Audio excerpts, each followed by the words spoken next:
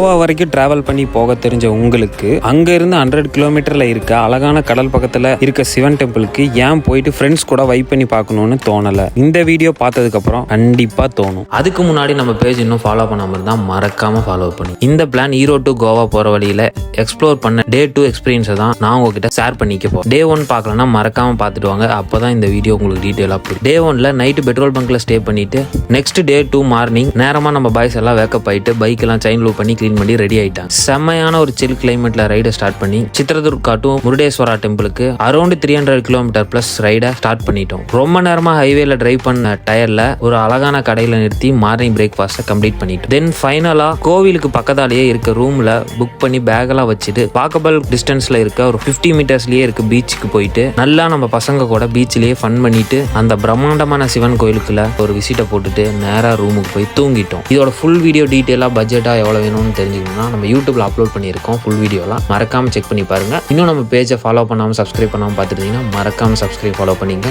Tata bye by.